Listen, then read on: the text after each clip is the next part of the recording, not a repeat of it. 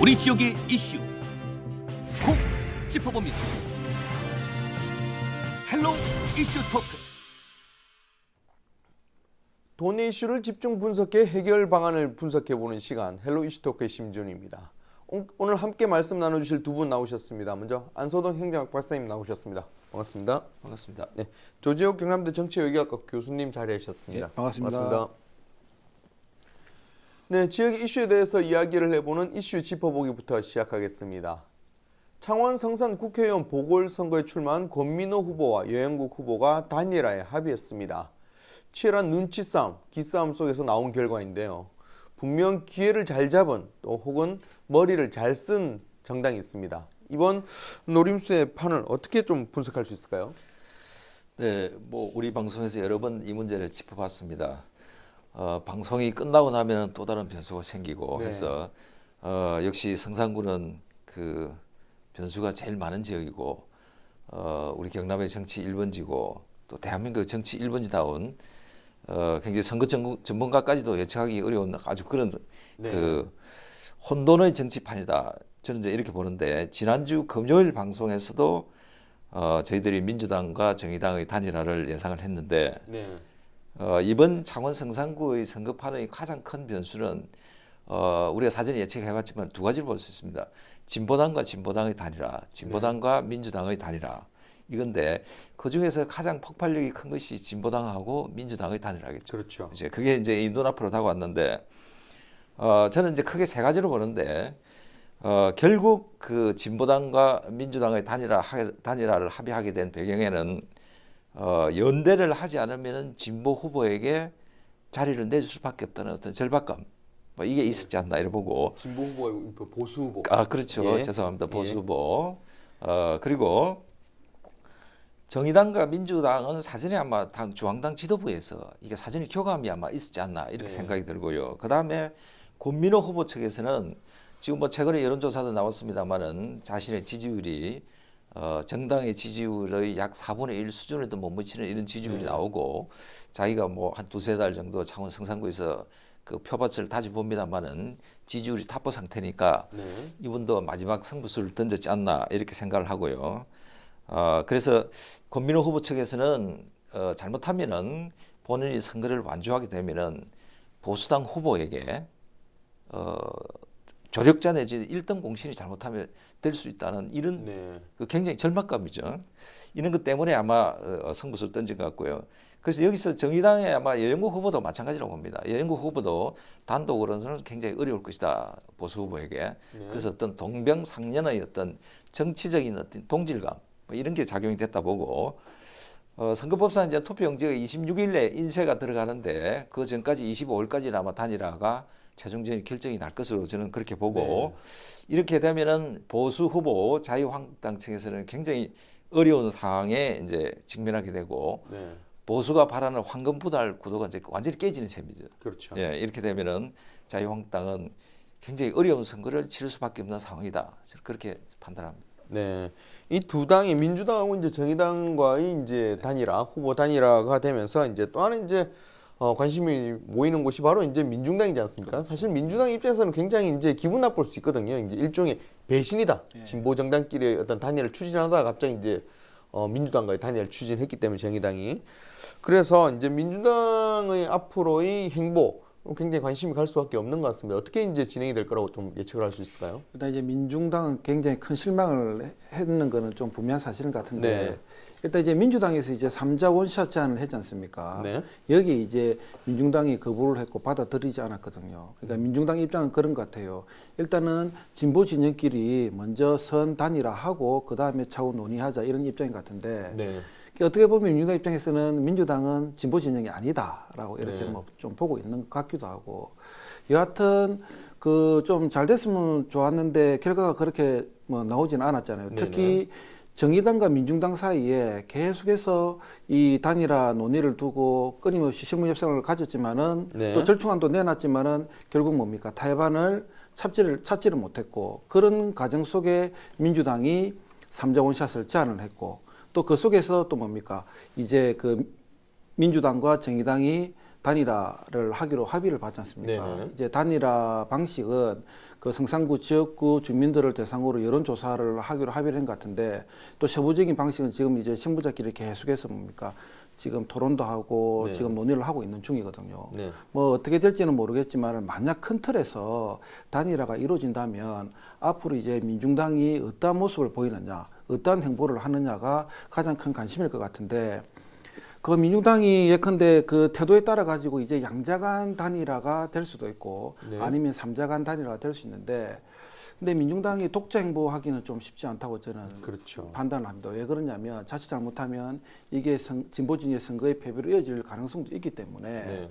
그래서 진보 진영과 또 민주 세력들로부터 문매를 맞을 가능성이 꽤 높거든요. 네. 그런 측면을 좀 고려한다면 저는 독자 행보보다는 계속해서 끝까지 단일화에 염두를 두고 좀 더 행보를 하지 않을까 그렇게 조심스럽게 예측을 해보고 있습니다. 네. 창원 성산구 같은 경우는 이런 여러 가지 단일화 문제부터 이제 지역의 어떤 선거가 발생하게 된 원인 그리고 이제 지역의 어떤 특징 이런 것 때문에 전국적인 관심을 좀 쏟아지고 있지 않습니까?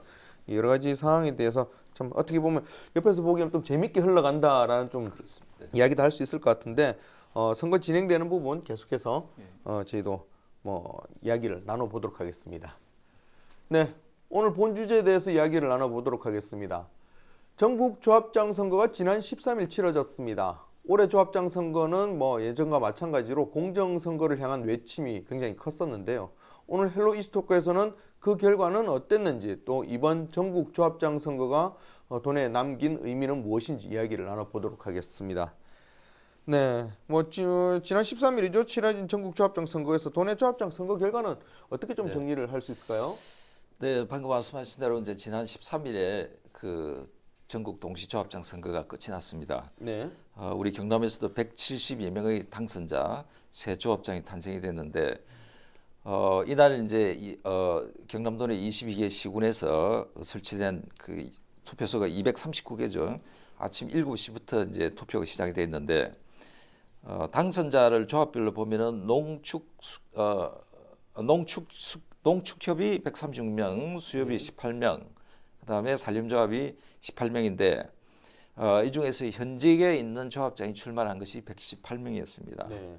여기서 이제 최다선을 기록한 우리 가까이 있는 남창원농협의 백성조 조합장이 5선으로 이제 최다선에 이제 당선이 됐고요. 이번 선거에서 무투표로 당선된 조합장도 있는데 무투표 당선자가 32명, 전체 당선자의 약 18%인데 4년 전에 비해서는 조금 높은 걸로 나왔습니다. 네. 그리고 투표율은 83.8%로 최종 집계가 됐고요. 4년 역시 이것도 4년 전에 비해서 이제 조금 높았고 아마 이게 전국 17개 시도 가운데서도 대구에 이어서 아마 경남의 두 번째로 투표율이 높았다고 합니다. 이번 선거를 통해서 특별히 관심이 가는 이제 선거구는 함안 가야농업 선거에 당선된 이보명 조합장, 이분이 현 조합장인데 도내 유일의 여성 조합장이 탄생이 됐고 그리고 이제 간접 선거로 진행됐습니다만은 마산 하포구에 있는 폐류 살포 양식 수협 여기는 대의원이 29명인데 29명이 100% 이제 투표에 참여해서 100% 투표를 기록했고요. 그리고 이제 직선으로 우리가 선거로 치러진 김해 부경 양동조합은 약 99.2%의 그 높은 투표를 보였습니다. 네, 뭐 여러 가지 이제 지금 선거 결과 이후 나왔던 이제 수치들이 눈길이 가는 수치들이 좀 있는데 사실은 이제 무엇보다 이번 선거에서 이제 많이 얘기가 됐던 게 공명 선거, 깨끗한 선거에 대해서 어떤 요구가 되게 많았습니다. 그거는 이제 이런 얘기는 지난 조합장 선거가 가졌던 여러 가지 오명들 이런 것들이 있었기 때문으로 좀 분석이 되는데 이번 선거 이전의 조합장 선거의 어떤 오명, 어떤 그런 질타를 받았던 부분 이런 부분은 어떤 것들이 있었습니까? 일단 이제 그 조합장 선거하면 돈 선거의 대명사입니다. 네. 워낙 돈 선거 이미지가 강하니까 그래서 오명도 많이 받고 질타도 많이 받은 게 사실이거든요. 네. 그러니까 일단 이제 그 구조적 원인이 있는데 유권자 수를 보면 그렇게 많지가 않아요. 그렇죠. 보통 이제 1,000명에서 2,000명 정도 사이인데 그러니까 이제 충분히 그 돈으로 매수할 수 있다는 그런 작동 심리가 네. 후보자들에게 이제 깔리기 시작하는 거고 그 다음에 이 그 그 조합원 선거를 쭉 보면 조합장 선거를 쭉 보면 대부분 조합원들이 농어촌 지역에 많이 포진이 되어 있거든요. 네. 그러니까 혈연 중심으로 이루어지는 선거가 꽤 많습니다. 네. 그래서 과거 오랫동안 우리 전통으로 남아 있는 그런 돈 선거의 습성이 계속해서 남아 있는 게 뭐 부인할 수 없는 사실이고. 네. 그 다음에는 이 속된 말로 당선만 되면 내가 충분히 본전을 뽑을 수 있다라는 그러한 그 심리도 기재에 깔려 있어요.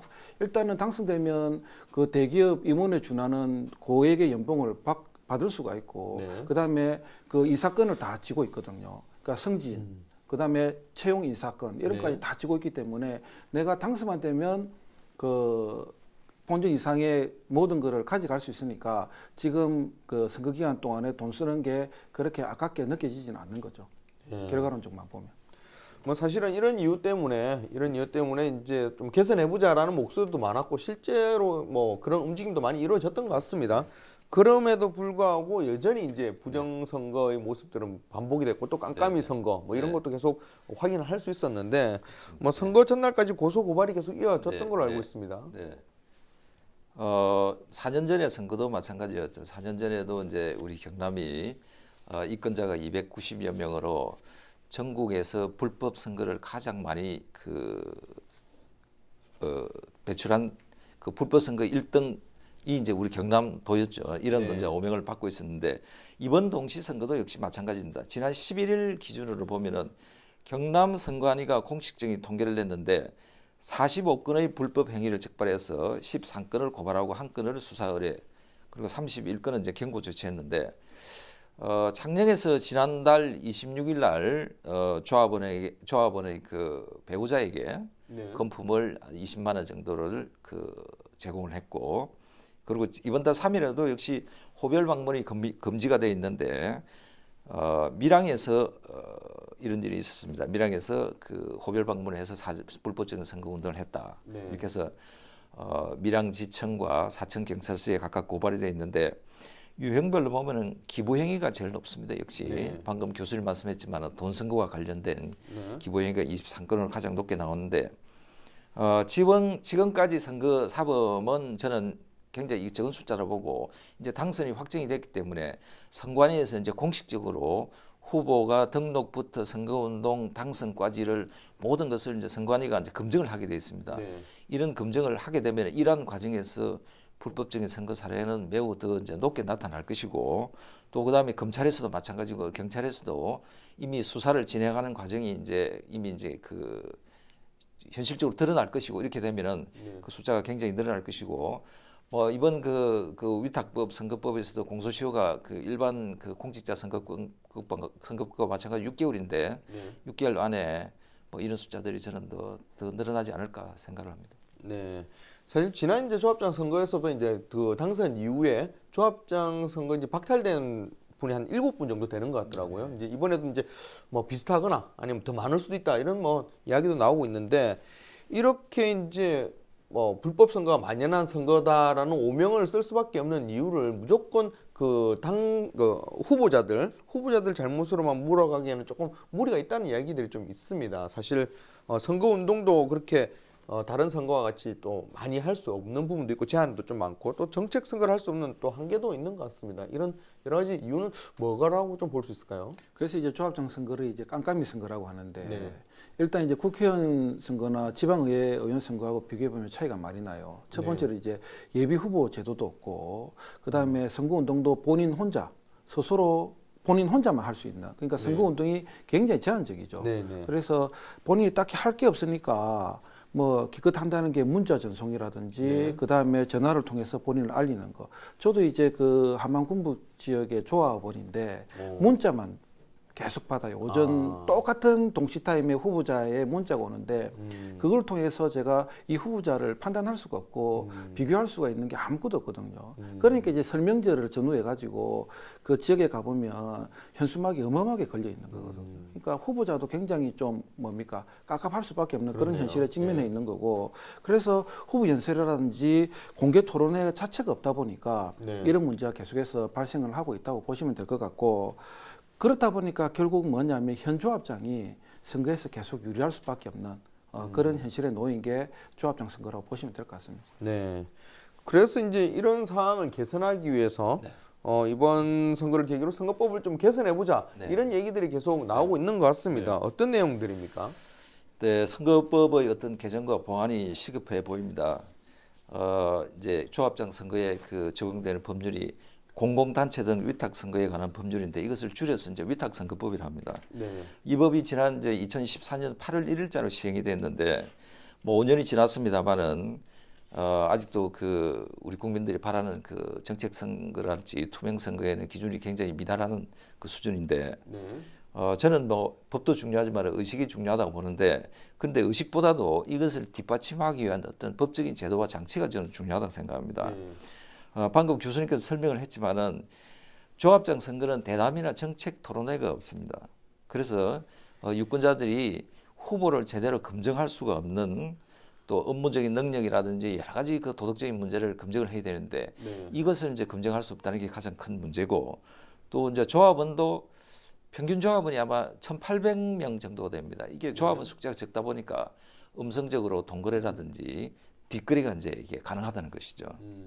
그래서 이번 선거를 통해서 문제점들을 잘 정리할 필요가 있다 이렇게 생각을 하고 결국 조합장 출마자나 유권자나 모든 국민들이 바라는 것은 투명하고 공정하고 깨끗한 선거일 텐데 뭐 이것을 하기 위해서는 제도적으로 뒷받침하는 장치가 저는 제일 필요하다고 봅니다. 그래서 방법은 여러 가지가 있지만은 배우자에게도 선거 운동을 허용을 하고 네. 자원봉사 제도를 좀 적극적으로 활용하고 그다음에 방송이나 대담이나 토론회 이런 것을 좀 적극적으로 권장을 하는 제도로 방향으로 법이 바뀌어야 된다 보고 네. 방송 시간상 뭐 이 문제에 대해서 뭐 다 말씀드리기는 어렵지만은 우리 지역 사회 문제라든지 정책을 도민 가까이서 가장 그 지역민과 가까이 하고 있는 우리 CJ 헬로 경남 방송이나 이런 지역 방송에서 후보들의 정책 토론을 좀 주관했으면 하는 그런 희망이 있고요.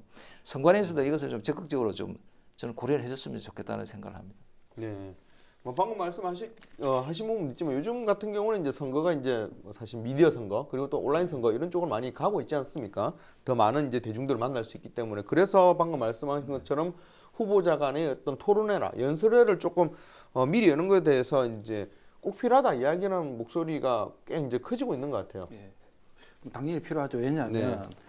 일단은 후보자는 유권자를 찾아러 가야 되는데 네. 이 바쁜 농번기에 유권자 찾기도 쉽지도 않고 또 일터에 가서 찾으면 이 유권자들은 별로 달가워하지를 않아요. 지금 네. 일손도 딸리고 일이 바쁜 와중에 그분들과 대화하고 인사 나누는 것 자체가 좀 뭡니까? 어떻게 보면 조금 그 불쾌하게 뭐 네. 보일 수도 있고 그다음 그 후보자가 그래서 어디를 많이 찾냐면 마을 회관을 많이 찾습니다. 네. 근데 마을 회관 찾아가면 이제 할아버지 할머니들 어르신들이 있으니까 거기 이제 자주 찾아가는데 근데 또 너무 자주 찾아갈 수도 없어요. 왜냐하면 그 휴식을 취하고 있는 분들한테 계속해서 그렇죠. 방해를 주는 거고 그다음에 그 시골 지역 정서라는 게 있잖아요. 갈 때 맨손으로 좀 가기가 좀 쉽지 않지 않습니까?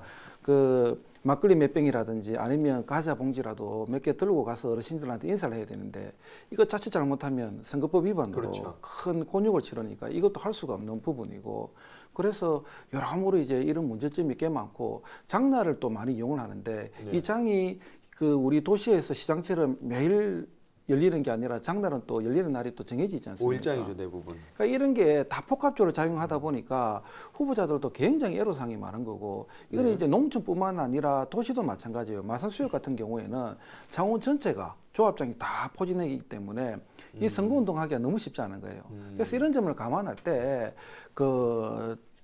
공개 토론회라든지 우리 박쌤 이야기처럼 뭐 언론을 통해 가지고 우리 시민들이 좀 볼 수 있으면 굉장히 좋은데 그런 그 장치를 꼭 마련해 줄 필요성이 저는 있다고 봅니다. 네. 사실 이제 이번 선거뿐만 아니라 지난 선거에서 이런 얘기는 좀 나왔던 것 같습니다. 근데도 이제 사실은 제일 중요한 게 가능성인데 실현 가능성인데 뭐 이번 선거를 본 것처럼 그렇게 이제 또 많이 뭐 일부 개선되긴 했지만 안 된 부분도 있는 것 같은데 그래서 이런 개혁 이런 변화 여기에 대해서 실행 가능성은 어느 정도 있다고 보십니까? 지금 국회에서 이제 법이 계류 중에 있는데 이게 통과가 돼야 되죠. 그런데 네. 국회가 이 부분에서 좀 관심을 덜 가질 수밖에 없어요. 왜냐하면 국민들이 관심을 가져줘야 국회도 빨리 움직이는데 이게 조합장 선거는 앞서 이야기한 것처럼 조합원만을 대상으로 선거를 하기 때문에 일반 시민들은 딱히 관심을 뭐 표명할 필요도 없고, 그렇죠. 그다음에 축협, 농협 이런 기관들이 본인들에게 이해관계가 직접적으로 오는 그런 기관들이 아니거든요. 네. 그렇다 보니까 여기에 이제 등한시하다 보니까 국회도 국민들이 그렇게 관심을 안 가지니까 여기에 대해서 좀 등한시하게 된 거고, 그럼에도 불구하고 지금 이제 그 위탁선거 법률안이 이제 개정을 한 상황이고 국회에 지금 계류 중에 있는데, 여하튼 국회에서 빨리 이 법안을 통과시키면 지금보다는 좀 더 개선된 그런 모습을 보이지 않을까 이렇게 생각을 하고 있습니다. 네. 뭐 제도가 좀 개선되면 충분히 이제 어떤 깨끗해질 수 있는 여지는 있다 이렇게 보는데 네. 이렇게 선거의 제도, 선거가 네. 개혁만 된다면 정말 뭐 깨끗해질까요? 네. 거기에 대해서 또 의문을 가지는 네. 분들도 많은 것 같습니다. 그렇죠. 네. 모든 선거의 개혁은 결국 유권자, 그죠? 이번 선거는 이제 조합원 손에 달려 있는데 아무리 좋은 법과 제도를 만들어도 유권자가 이 법을 지키겠다는 준법 정신이 네. 없으면 이제 그 무용지물이라고 생각합니다. 우리가 이제 조합장 선거하면은 제일 먼저 떠오르는 것이 5당 사락, 그죠? 네. 5억 원을 쓰면은 당선이 되고 4억을 쓰면은 낙선이 된다. 네. 그런데 저는 뭐 이 말에 이제 그 대비를 해서 무당유락, 그죠?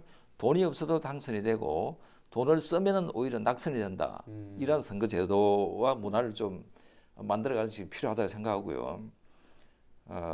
그래서 이런 결국은 선거 의식이라든지 민주 시민 의식을 만드는 것은 선거 제도의 개혁과 법과 뭐 제도 뭐 이런 것도 중요하지만 가장 중요한 것이 저는 조합원들의 이런 의식죠. 이런 것을 가져야 된다고 하고, 그래서 이것이 바탕이 안 되면 진정한 선거 개혁은 어려울 것이다. 결국은 선거제도의 그 선거의 개혁의 몫은 조합은 손에 달려 있다. 저는 그렇게 생각합니다. 네, 뭐 모든 선거가 그렇지만 사실은 선거의 깨끗함이나 이런 제대로 된 선거를 위해서는 결국은 유권자, 표를 던지는 그렇죠. 유권자가 변하는 게 제일 중요한 것 같습니다.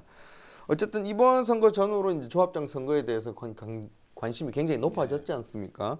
그래서 이제 여러 가지 뭐 깨끗해지기 위한 뭐 방안들도 많이 나왔고, 그래서 그런지 이번 선거 역시도 여러 가지 문제점이 있었긴 하지만 그래도 공정한 선거의 어떤 가능성을 봤다 이런 이야기도 나오고 있습니다. 이번 조합장 선거에 대해서 관전평을 좀 한마디 해주신다면 어떨까요?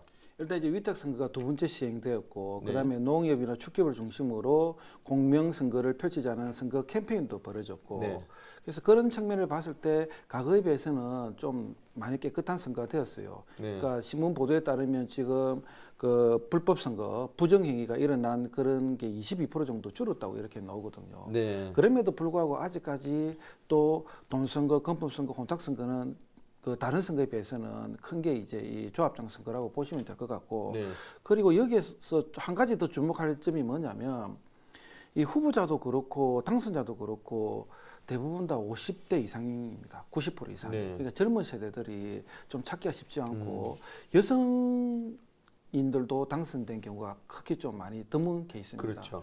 그래서 이런 거 볼 때 좀 아직까지 좀 아쉬운 면이 좀 났는데, 그러나 우리 과거의 국회의원 선거, 지방선거도 이런 모습을 보여줬잖아요. 그런데 그렇죠. 시간이 흐르면서 또 우리 유권자 의식이 바뀌면서 좋은 점으로 계속 개선되었으니까 네. 앞으로는 이제 돈 선거는 절대로 안 된다. 그다음에 이제 젊은 세대들, 그다음에 여성들도 조합을 충분히 잘 이끌 수 있다는 그런 의식이 아마 저는 많이 바뀔 것 같고, 그다음에 지금 계류 중인 이 법안이 국회에 통과된다면 다음 선거부터는 선거 문화가 더욱 더 좋은 방향으로 흐르지 않을까 이렇게 내심 기대를 해보고 있습니다. 네. 박사님도 뭐 관전평 한 말씀 부탁드리겠습니다.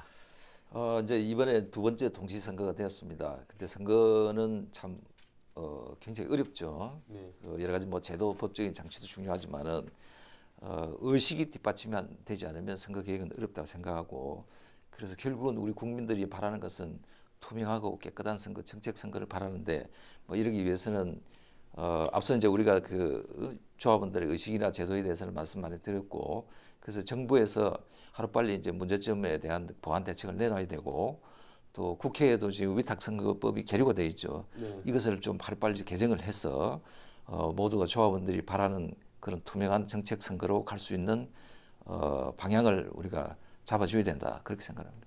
네, 알겠습니다. 조합은 풀뿌리 민주주의와 맥을 같이 하는 경제 공동체입니다. 따라서 이번 조합장 선거를 향한 지대한 관심은 유난스러운 것이 아닌 자연스러운 흐름이었다는 것을 기억해야겠습니다. 조합장 당선인에게 축하를 드리며 다음 선거까지 공직에 준하는 책임감 있는 자세를 기대해 봅니다. 오늘 헬로 이슈 토크는 여기까지입니다. 함께 말씀 나눠주신 두 분 고맙습니다.